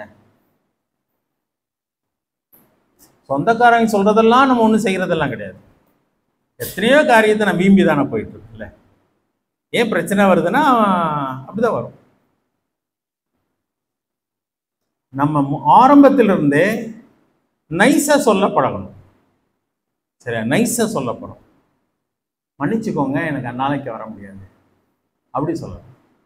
முதல்ல கோவிச்சுக்கிறதா செய்வாங்க, அதுக்கப்புறம் இவன் வரமாட்டான்டான்னு அவங்கள முத்திர குத்திடுவாங்க, நீங்கள விட்டுடா அப்படி சொல்லுவாங்க, சரியா? அவங்களே நம்மளை விளக்கிடுவாங்க. ஸ்கூல்ல படிக்கிறப்பெல்லாம் என்னை பற்றி தெரியும், நான் சாமியாருன்னு தான் கூப்பிடுவானுங்க, சரியா? நான் ரொம்ப வருத்தம்லாம் பண்ணல, நல்லது தான், நம்மளை ஒதுக்குறாங்க தெரிஞ்சிச்சு. அப்புறம் ஒரு நாள் 3 பேர் பேசிகிட்டே இருந்தாங்க, நான் பக்கத்தில் போனேன். டேவிட் வராதுரா, நாங்கள் அசிங்கமானது பேசிக்கிட்டு இருக்கோம்னா. நல்லதாக போச்சுறாரு, இவன் நம்மளை புரிஞ்சுக்கிட்டாங்க, பக்கத்துலேயே விட மாட்டாங்க. ஸோ அது மாதிரி நான் ஆயிரும். ஒரு நாளில் நம்மளை ஒதுக்குவாங்க, அது நல்லதுன்னு நினைங்க, அது நல்லது. அப்போதான் நம்ம ஆண்டவருக்கா பிரியமாய் வாழ முடியும். ஸோ அவங்கள தாசா பண்ணுறக்காங்க, அவங்கள ஐஸ் வைக்கிறதுக்காக நீங்கள் கூடயே போய் நின்னீங்கன்னா, திருடனோடு சேர்ந்தா நம்மளுக்கு அந்த திருட்டு புத்தி வந்துருங்க. அவங்களெல்லாம் திருடன்னு சொல்லலை, நான் ஜென்ரலாக சொல்கிறேன். இந்த நாயோடைய பழகிறவனுக்கு என்ன புத்தி தான் வரும் நினச்சிக்கோங்க. நான் எப்போ பார்த்தாலும் நாயை திட்டே இருக்கேன். நிறைய பேர் நாய் மேலே ரொம்ப பாசத்தோட இருக்கீங்க, ஆனால் அது உண்மைங்க. ஒரு ஜெம், அவர் பேர் ஜேம்ஸ் ஜஸ்டின் அகஸ்டின் ஜெவர், அவர் பீகாரில் இருக்கிறப்ப அங்கே இருந்த அதிகாரிகள்லாம் கூப்பிட்டுருக்காங்க. நாங்கள் இவ்வளோ உங்களை திட்டுறோம், உங்களுக்கு கோவமே வர மாட்டுது, இவ்வளோ பொறுமையாக எல்லாமே செய்கிறீங்க, என்ன காரணம்னு கேட்டிருக்காங்க. நான் சொல்லிடுவேன், நான் உங்களுக்கு கோவம் வந்துடும், உங்களுக்கு கோவம் வந்துடும், நீ சொல்லு, நான் கோவப்பட மாட்டோம். இல்லை நான் சொல்லலை, உங்களுக்கு கோவப்பட்டுருவீங்க, வேணாம். சொல்லுன்னு சொல்றோம், நாங்க தான் கோவப்பட மாட்டோம் சொல்றோம்ல, சொல்லு. நாங்க காலையில இருந்துச்சோன்னே எங்க ஆண்டவரை தான் ஆராதிக்கிறோம், எங்க ஆண்டுடைய வார்த்தையை தான் வாசிக்கிறோம். எங்க ஆண்டவர் சாந்த குணம் உள்ளவர், அதனால எங்களுடைய குணம் என்னமா மாறுது? சாந்தமா மாறிட்டே வருது. நீங்க யாரை ஆராதிக்கிறீங்க? அனுமான ஆராதிக்கிறீங்க. யார் புத்தி வரும் சொல்லிட்டு இருக்காரு, கோவப்பட்டிருக்காங்க. இப்பதான் சொன்னேன், சொல்ல மாட்டேன்னு சொன்னேன் இல்ல. இது விளையாட்டா இருக்கலாம், ஜோக்கு மாதிரி இருக்கலாம்.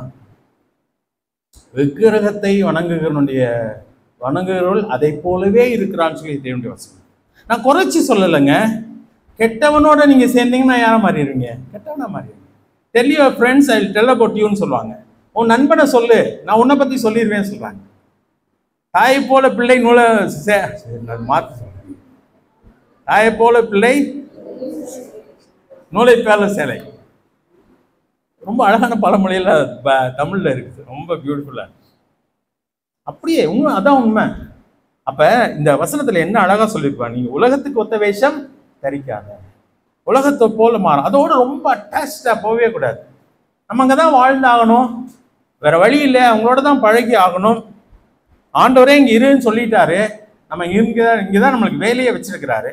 ஆனாலும் எதோட அட்டாச் ஆகக்கூடாது? உலகத்திலும் உலகத்தில் உள்ளவைகளிலும் அன்பு கூறாதிருங்கள் சொல்கிறார். ஆனா அதே நேரத்துல என்ன சொல்கிறார்? தேவனுடைய அந்த வசனத்தை நல்லா பாருங்க, ரொம்ப முக்கியமானது.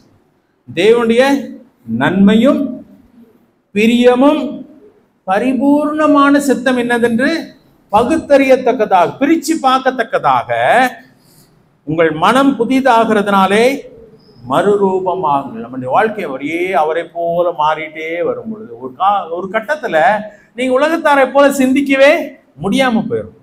சிலர் திட்டுவான், இன்னையா வேற மாதிரி யோசிக்கிற அப்படின்னு சொல்லுவான். ஆமா, வேற மாதிரி தான் யோசிக்கும். அவங்கள போல சிந்திக்க முடியாது. தேவன் நம்ம அப்படியே மாற்றுகிறார். ரொம்ப முக்கியமான ஒரு காரியம். அப்ப தேவனுடைய சித்தத்தை நாம் அறிய வேணும். சென்சிட்டிவா இருக்கணும். இதுதான் கடவுளுக்கு பிடிக்கும், இது பிடிக்கான்றத பாஸ்டர்ட்டெல்லாம் போய் கேட்க வேண்டிய அவசியமே இல்லை. நமக்கே தெரியும். அவரோட நம்ம வாழ்ந்து வாழ்ந்து வாழ்ந்து நமக்கு எது ரைட்டு எது தப்புன்னு நல்லாவே தெரியும். அதுவும் சில நேரத்தில் சின்ன காரியங்கள் தவறும் பொழுது நம்மளுக்கு அப்படியே ஒரு அலாரம் அடிக்கிற மாதிரி தெரியும், இது சரியில்லை. இதான் பகுத்தறிகிற ஒரு அந்த வரம். சிலர் பேசும்போது எங்கேயோ தப்பு இருக்குன்னு தெரிஞ்சிடும். ஏன்னா நீங்க வசனத்துல பழகினவர்களா இருந்தால் இது சம்திங் இஸ் ராங்ன்றது தெரிஞ்சு. நம்ம கிரிட்டிசைஸ் பண்ண வேண்டிய அவசியம் கிடையாது, குறை சொல்ல வேண்டிய அவசியம். இன்னைக்கு யூடியூப்ல போட்டு கிளிக்கிற அது என்னது ட்ரோலா? ஆமா, ட்ரோல்னு சொல்றோம். ரோஸ்டிங் என்னென்னமோ சொல்றாங்க, ரோஸ்டிங். அதெல்லாம் செய்ய வேண்டிய அவசியம் நமக்கு, அடுத்தவனை பத்தி கேவலமா பேச வேண்டிய அவசியம் நமக்கு கிடையாது. ஆனால் நான் ஏமாற கூடாது. ரொம்ப முக்கியமான ஒரு காரியம். அப்ப இவனுக்கு அந்த ஆசை இருந்ததுனால ஆண்டவர் என்ன பண்ற, போப்பா, ஆனா நீ எதுதான் சொல்லணும், நான் சொல்றதுதான். இவன் போய் என்னென்னமோலாம் செஞ்சு பார்க்கறான். அவனால என்ன பண்ண முடியல, சபிக்கவே முடியல. அந்த 23வது அதிகாரம் முதல் வசனத்துல பார்த்தீங்கன்னா 7 பலிபீடங்கள், 7 காளைகள், 7 ஆட்டுக்குட்டிகள் எல்லாத்தையும் ரெடி பண்ணி பலியிட்டு, சர்வாங்கத்தை பலியிட்டு அங்க போய் நின்று, ராஜா சொல்லுப்பா சபிப்பா அப்படின்னு சொன்னப்ப 8வது வசனத்தை வாசிக்கலாமா? அத 23 8வது வசனம். தேவன் சபிக்காதவனை நான் சபிப்பது எப்படி? கர்த்தர் வெறுக்காதவனை நான் வெறுப்பது எப்படி? கண்மலையிலிருந்து நான் அவனை கண்டு குன்றுகளிலிருந்து அவனை பார்க்கிறேன். அந்த ஜனங்கள் ஜாதிகளோட கலவாமல் தனியே வாசமாயிருப்பார்கள். யாக்கோபின் தூளை எண்ணத்தக்கவன் யார்? இஸ்ரவேலின் காற்பங்கை எண்ணுகிறவன் யார்? நீதிமான் மரிப்பது போல நான் மரிப்பேனாக, என் முடிவு அவன் முடிவு போல் இருப்பதாக என்றான். கடைசியில் அவரை பத்தியும் சொல்லி முடிச்சிட்டேன். அப்ப இஸ்ரவேல என்ன பண்ணாரு? ராஜா கோவம் வந்துருச்சு. என்ன நான் சபிக்க சொன்ன என்ன பண்ணிட்டு இருக்கேன், ஆசீர்வதிச்சிட்டு இருக்கேன். நான் சொல்றேன், என்னால பண்ண முடியாது. அதிகாலையிலே சொல்லப்படுகிற ஆசீர்வாதம் சாபமாக என்னப்படுன்னு பைபிள் இருக்கு. யாராவது உங்களை கர்த்தர் உங்களே ஆசீர்வதிப்பாராக அப்படின்னா அதுல எல்லாம் மயங்காதீங்க, சரியா? யாராவது உங்களை சபிச்சாலும் வருத்தமே படாதீங்க, அது உங்களுக்கு சாபமாவே இருக்காது. உங்ககிட்ட தவறுகள் இருக்காதுதான் முக்கியம். யார் தான் நம்மளை ஆசீர்வதிக்க முடியும்? ஆண்டவர். யார் தான் நம்மை சபிக்க முடியும்? தேவன் தான் என்னை சபிக்க முடியும். எப்பொழுது அவர் சபிக்க முடியும்? அது மட்டும் பார்த்துட்டு முடிச்சிடலாமா? இந்த 3 வசனத்துல நடுவுல ஒரு க்ளூ கொடுத்துட்டார். யாரு? இந்த பீலேயாம். அதுதான் வெளிப்படுத்தின விசேஷம் 2வது அதிகாரத்தில் ஆண்டவர் குறிப்பிடுறார். பீலேயாமுடைய வஞ்சகமான ஒரு காரியத்தினால இஸ்ரேல் ஜனங்கள் என்ன செய்தார்கள் என்பதை சொல்லுகிறார். பாருங்களேன், 9ஆம் வசனத்தை பாருங்க. கண்மலையில் இருந்து, கல்மனை உச்சியில் இருந்து நான் அவனை கண்டு குன்றுகளிலிருந்து அவனை பார்க்கிறேன். அந்த ஜனங்கள் ஜாதிகளோடே கலவாமல் தனியே வாசமாயிருப்பார்கள். அவங்க மிக்ஸ்ட் ஆக மாட்டாங்க. தேவனால் தெரிந்து கொள்ளப்பட்ட ஆபிரகாமின் சந்ததி. அவர்கள் புறஜாதிகளோடு கூட கலந்து போனதே இல்லை. அதுதான் அவங்களுடைய ஸ்ட்ரென்த். இன்னைக்கு நம்முடைய பலன் இது. ஒரு இடத்த எடுத்து வாசிச்சு பார்க்கிறேன், காமிக்கிறேன். 6வது அதிகாரம், ஆதியாகமம் 6வது அதிகாரத்துக்கு வாங்க. ஆதியாகமம் 6வது அதிகாரம்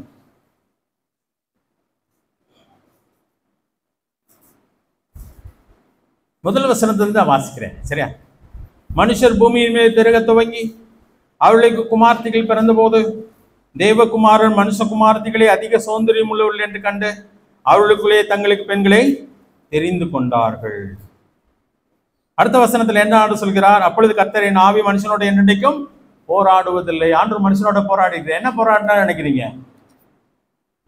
2 குரூப்பை பத்தி சொல்றாருங்க. தேவகுமாரர் மனுஷகுமாரத்திகளை அதிக சௌந்தரியம் உள்ளவர்கள் என்று கண்டு அவர்களுக்குள்ளே தங்களுக்கு பெண்களை தெரிந்து கொண்டார்கள். ஆண்டவர் போராடிட்டே வர்றாரு. 5வது வசனத்துல வாசிக்கும் பொழுது பாவம் பெருகிடுச்சு. அந்த தேவகுமாரன் என்று சொல்லும் பொழுது அது சேத்துடைய சந்ததி. அன்றைக்கு இருந்த 2 சந்ததி தான். அது தேவ தூதர்கள் அல்ல.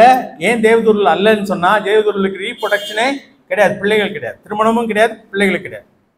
ஸோ அவங்க பெண்களோடு கூட உறவு கொண்டார்கள். அதனால ராட்சதர்கள் பிறந்தான்னு சொல்ற கதெல்லாம் பைபிள்ல இடமே கிடையாது. ஆண்டவர் சொல்லும் போது சொல்றாரு, நீங்கள் பரலோகத்தில் எப்படி இருப்பீங்க? அதான் இவள் யாருக்கு மனைவியா இருப்பான்னு சொல்லி ஒரு கதை கட்டுறாங்க இல்லையா? அப்பதான் ஆண்டவர் சொல்றாரு, நீங்க பரலோகத்தில் எப்படி இருப்பீங்க? தேவ தூதர்களே போல. நாங்க கொடுப்பனையும் இல்லை, கொள்வனையும் இல்லை. இந்த பூமியில தான் கல்யாண மண்டபம்லாம் நல்ல வியாபாரம் நடக்கும். அங்க அது கிடையாது. அப்ப திருமணத்துல வரும் பொழுது இந்த பூமியில இந்த குரூப்பை பார்த்தீங்கன்னா, ஒன்று சேத்தின் குமாரர்கள், அவன் தேவகுமாரர்கள், தேவனுடைய பிள்ளை. நம்ம யாரா இருக்கோம்? தேவனுடைய பிள்ளைகள். ஆண்டுடைய பார்வையில நாம் தேவனுடைய பிள்ளைகள், தேவனுடைய புத்திரராக இருக்கிறோம். இந்த உலகத்தின் மக்கள் யார் தான்? தேவனை அறியாதவர்கள், அவ்வளவுதான். புறஜாதிகள் நம்ம இப்ப சொல்றது கிடையாது. என்ன, நம்மளே யார் தான்? புறஜாதிகள். இஸ்ரேல் ஜனங்கள் அப்படி சொன்னாங்க. இஸ்ரவேலர் அல்லாதவர்களை புறஜாதிகள்னு சொல்லி எடுத்தாங்க. இன்னைக்கு 2 குரூப் தான், தேவனை அறிந்த மக்கள், தேவனை அறியாத மக்கள், அவ்வளவுதான். அப்ப யாரோட யார் மிக்ஸ் ஆயிட்டாங்க? தேவனை அறிந்தவர்கள் தேவனை அறியாதவர்களோடு கூட கலந்ததுனாலே எது பெருகிருச்சு? பாவம் பெருகிருச்சு. அததாங்க இங்க பச்சாரம். ஒருவேளை இங்க சொல்லும் போது அவங்க விசுவாசிகளை தென்னா, ஆனா அவங்க பெண் எடுத்தார்கள். அதை எந்த அதிகாரத்துல வாசிக்கிறோம்னு சொன்னா,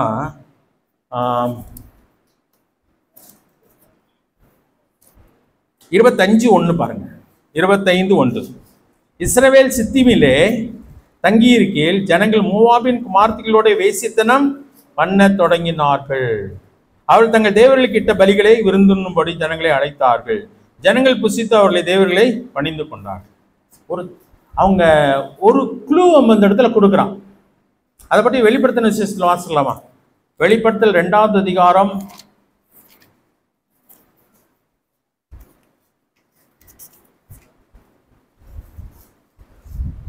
14ஆம் வசனத்தை வாசி. வெளிப்படுத்தல் 2வது அதிகாரம் 14ஆம் வசனம். ஆகிலும் சில காரியங்களை குறித்து உன் பேரில் எனக்கு குறை உண்டு. எந்த சபைக்கு பேசிட்டு வர்றார்? 2வது அதிகாரத்துல பெர்கமு சபை. 12ஆம் வசனத்துல பெர்கமு சபைக்கு ஆண்டு சொல்கிறார். என்ன சொல்கிறார்? சில காரியங்களை குறித்து உன் பேரில் எனக்கு குறை உண்டு. விக்கிரகங்களுக்கு படைக்கப்பட்டவர்களை புசிப்பதற்கும் வேசித்தனம் பண்ணுவதற்கும் ஏதுவான இடரலை இஸ்ரவேல் புத்திரருக்கு முன்பாக போடும்படி பாலாக் என்பவனுக்கு போதனை செய்த பீலியாமுடைய போதகத்தை கை கொள்ளுவர்களிடத்தில் உண்டு. இன்னைக்கு கிறிஸ்தவத்தில் அது நுழைஞ்சிருச்சுங்க. மத்தியானம் கூட யாரோ சொல்லிட்டு இருந்தாங்க, விசுவாசம் இருந்தா போதும். நீ சொன்னியா? விசுவாசம் இருந்தா போதும், பரிசுத்தமா வாழணும்னு அவசியம் இல்லை. அப்பா குடிக்கலாம், எல்லாமே செய்யலாம். அது எங்க இந்த பைபிள் இருக்குன்னு எனக்கு தெரியல. இதை நம்பி பின்னாடி போற ஒரு கூட்டமோ இருக்கத்தான் செய்யும். நீ எப்படினாலும் வாழலாம். ஆத்மாவை தான் ரட்சிக்க வந்தா. இந்த சரீரம் கெட்டு போனா ஒன்றும் பிரச்சனை இல்லை. அப்படியே பைபிள் சொல்லுது, உங்கள் சரீரம் தேவனுடைய ஆலயமாக இருக்கிறது. என் ஆலயத்தை கெடுக்கிறவனை நான் கெடுப்பேன்னு சொல்லுகிறார். ஆத்மாவை மட்டும் ரட்சிக்க வரல, இந்த சரீரத்தையும் ஆண்டு ரட்சிக்க போகிறார். ஆத்மா மட்டும் மீட்கப்பட போகிறதில்லை, இந்த சரீரம் ஒரு நாளிலே உயிரோடு கூட எழுப்பப்பட போகிறது. இந்த சரீரத்தை கெடுக்க எனக்கு உரிமை கிடையாது. இதே சரீரம் தானே மகிமையின் சரீரமாய் ஒரு நாள் எழும்ப போகிறது. இப்ப வேதாம் அவ்வளவு தெளிவா சொல்லுது, ஆத்மாவை காப்பது மட்டுமல்ல, நான் சரீரத்தையும் நான் பரிசுத்தமாய் காக்க. அதான் ரோமர் 12வது அதிகாரம் 1 வசனத்துல எது உண்மையான ஆராதனைன்னா, சரீரத்தை பரிசுத்தமும் தேவனுக்கு பிரியமான ஜீவ பலியாக ஒப்பு கொடுப்பதுதான் புத்தியுள்ள ஆராதனை. உண்மையான ஆராதனை பாட்டு பாடுறது இல்லைங்க. உண்மையான ஆராதனை வாழ்க்கை தான் உண்மையான ஆராதனை. சிலர்லாம் கேட்பாங்க, உங்க சேர்ச்சில் ஆராதனையே கிடையாதாம்ல. நான் சொன்னேன், உங்களை மாதிரி கத்த மாட்டோம், எங்க சேர்ச்சில் ஆராதனை இருக்கு. அவங்களுக்கு ஆராதனைனா அப்படியே கையை அசைச்சு பாடி இந்த கலர் லைட்லாம் போட்டு ஒரு மாதிரி இருட்டா கலரா என்னென்னமோலாம் பண்ணிக்கிட்டு இருக்கிறாங்க. அதுக்குள்ளெல்லாம் போக வேண்டாம். நம்ம சரி தெளிவாக வேதவசனத்தின் அடிப்படையில் நம்ம போகணும். வேதம் என்ன சொல்லுகிறதோ அதை தான் நம்ம செய்யணும். அதுதான் நம்முடைய ஆதாரம். அப்ப இந்த பீலியாம் இவங்க கலப்படமாகாத மக்கள், மற்ற மக்களுடைய பிரஜாதிகளுடைய அந்த பழக்க வழக்கங்களுக்குள்ள போகாதவர்கள் அப்படின்னு சொன்னேன். பீலியாமுக்கு பாலாக்குக்கு புரிஞ்சிச்சு. அதனால தன்னுடைய ஜனங்களை, பெண்களை அங்கே அனுப்பி அவங்களோட பழக வைக்கிறாங்க. அந்த பெண்கள் உள்ளே போனப்ப அநேகர் அந்த பாவத்துல விழுகிறாங்க. தேவனுடைய கோபம் என்ன வந்துருச்சு இஸ்ரவேல் மேல, அநேகர் செத்து போனாருன்னு சொல்லி வேதம் சொல்லு. அப்ப நம்மளை பார்த்து, அதான் தேவனுடைய பாதுகாப்பு நம்ம இருக்கு. நம்மளை பார்த்து இந்த உலகமே பயப்படுகிறது. எதனால? இந்த இவர்களுடைய தேவன் இவர்களோடு கூட இருக்கிறார். என்றைக்கு நாம் பலவீனப்படுகிறோம், எப்பொழுது பிசாசு நம்மை மேற்கொள்ளுவான்? தேவனுக்கு பிரியமில்லாத ஒரு வழியில நாம் நடக்க ஆரம்பிக்கும். அதுதாங்க தோல்வி. நல்லா புரிஞ்சுக்கணும். எனக்கு பலன் இல்லைங்க, வயசாயிடுச்சுங்க, நான் படிக்காதவங்க, அதெல்லாம் என்னுடைய பலவீனம் அல்ல. என் தேவன் என்னோடு கூட இருப்பாரானால் நான் பலமுள்ளவன். ஆனால் தேவனுடைய பாதுகாப்பை விட்டு நான் வெளியே வரும் பொழுது பிசாசு என்னை மேற்கொள்வதற்கு எல்லா வாய்ப்புகளும், நான் யாரையுமே குறை சொல்ல முடியாது. ஆண்டவருடைய சித்தத்தை அறிந்து நான் செல்ல வேண்டும். பீலியாம் தெளிவா அறிஞ்சிருந்தான், இது ஆண்டவருக்கு பிடிக்காதுன்றது. ஆண்டவர் தெளிவா போகக்கூடாதுன்னு சொல்லிட்டாரு, செய்யாதன்னு சொல்லிட்டாரு. ஆனா அவனுக்குள்ள ஆசை என்னன்னா, இவ்வளோ ரிவார்டு வருது, ராஜா மேன்மைப்படுத்தி சொல்கிறாரே, ராஜாவே எனக்கு பரிசெல்லாம் கொடுப்பார் என்ற ஆசை இருந்தனால போன ஆண்டவர் சொல்லிட்டாரு. ஆனா தடுக்கிறார். அதையும் மீறி அவன் போனதுனாலே அவன், நம்ம வாசித்தோம் இல்லையா அந்த பகுதியில பார்த்தீங்கன்னா, எந்த அதிகாரத்தில் வாசி 23 தானே நான் பேசினான். 10வது வசனம் கடைசியில் பார்த்தீங்கன்னா சொல்கிறான், நான் நீதிமான் மரிப்பது போல நான் மரிப்பேனாக, என் முடிவு அவன் முடிவு போல் இருப்பதாக. நல்ல ஆசைலாம் இருந்துச்சு. ஆனா மிதிப்பட்டு செத்து போகிறான். அவன் ஒழுங்கா மறிக்கல. அவனை மோசமாலாம் நினைக்க வேணாம், சரியா? பீலியாம் மோசமான நம்ம எல்லாம் சொல்றதுக்காக இது எழுதப்படவில்லை. அவனுடைய வாழ்க்கையிலிருந்து சில காரியங்களை நாணயங்களும் கற்றுக்கொள்வதற்காக. தாவீது விபச்சாரம் செய்தான் எழுதும் ஆண்டு எழுதி வச்சிருக்கிறார் பைபிள்ல. தாவீது அவமானப்படுத்துறதுக்கு எழுதி வச்சிருக்காரு இல்லைங்க. நானும் நீங்களும் நம்மை காத்துக்கொள்வதற்காக, நம்மை எச்சரிப்பதற்காக அவன் வாழ்க்கையை அவர் எழுதி கொடுத்தார். அதனால இவன் நல்லவனா, இவன் என்ன எப்பயில்லாம இவ்வளவு மோசமானவனா இருக்கிறான் அப்படின்னு சொல்லுவதற்காக, அவனை கமெண்ட் அடிக்கிறதுக்காக தேவன் அதை எழுதி கொடுக்கல. ஆனா பிலேயாமின் வாழ்க்கையில நாம் சில காரியங்களை கற்றுக்கணும். இந்த பண ஆசை வந்துருச்சுன்னு வச்சுக்கோங்களேன், எவ்வளவு பெரிய தவறு செய்யறான் பாருங்களேன் பிலேயாம். சபிக்க முடியல அவனால, ஆனா ஒரு விதையை அங்க போட்டுட்டு வந்து,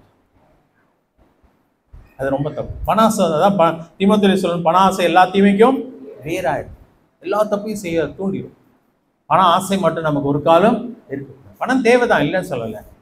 பண ஆசை நம்மை கேவலமான நிலைமைக்கு கொண்டு போகும். இதை நடிகரெல்லாம் ஆப்படுறாங்களே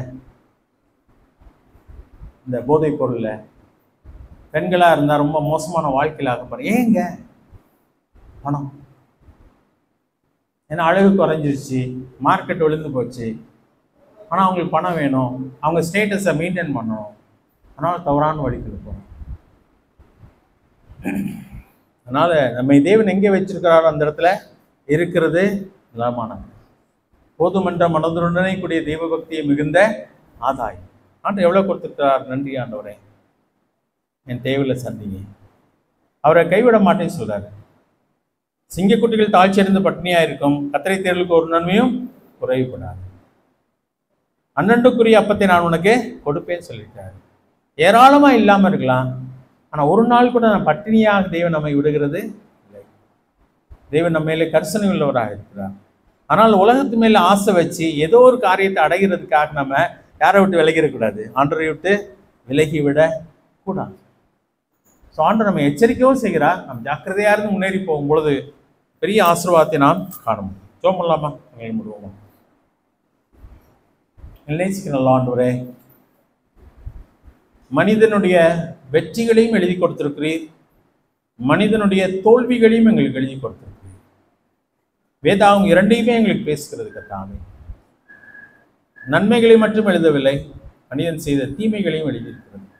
நாங்கள் கற்றுக்கொள்வதற்காக, நாங்கள் அப்படி செய்துவிடக்கூடாது என்பதற்காக, எங்களை எச்சரிப்பதற்காக நீர் அதை எழுதி கொடுத்திருக்கிறீர். அதற்காக நன்றி தகப்பனே. நாங்கள் அதிலிருந்து பாடம் கற்றுக்கொள்ள கிருபை தாரும். எங்களுடைய விருப்பம் அல்ல, உம்முடைய விருப்பம் நாங்கள் செய்ய பழக எங்களுக்கு கிருபை தாரும். உம்முடைய சித்தத்தை அறிந்து கொள்ள எங்களுக்கு கிருபை தாரும். எங்கள் ஆசைகளை இச்சைகளை நிறைவேற்றுவது எங்களுடைய வாழ்க்கையின் நோக்கமாக இல்லாமல் உம்முடைய விருப்பத்தை நிறைவேற்றுவதுதான் எங்களுடைய வாழ்க்கையின் நோக்கமாக இருக்கிறது. ஜாக்கிரதையாய் முன்னேறி செல்ல எங்களுக்கு கிருபை தாரும். ஒரு காலம் உம்முடைய விருப்பத்துக்கு மாறாக நாங்கள் போய் எங்கள் வாழ்க்கையை நாசம் பண்ணாதபடிக்கு எங்களை காத்துக்கொள்ளும். உடைய கிருபை எங்களோடு கூட இருக்கட்டும். இந்த வார்த்தைகள் எங்கள் தொடர்ந்து எங்களுக்கு பிரயோஜனமாக இருக்கும். எல்லாத்தையும் கர்த்தரோடு ஆசீர்வதி. இயேசு கிறிஸ்துவே நாமத்தில் கேட்கும் நல்ல பிதாவே, ஆமென். என் ஆத்துமாவே கர்த்தரை ஸ்தோத்திரம், என் முழுவதுமே பரிசுத்த நாமத்தை ஸ்தோத்திரம். என் ஆத்துமாவே கர்த்தரை ஸ்தோத்திரம், அவர் செய்த சகல உபகாரங்களையும் பரவாயில்லை.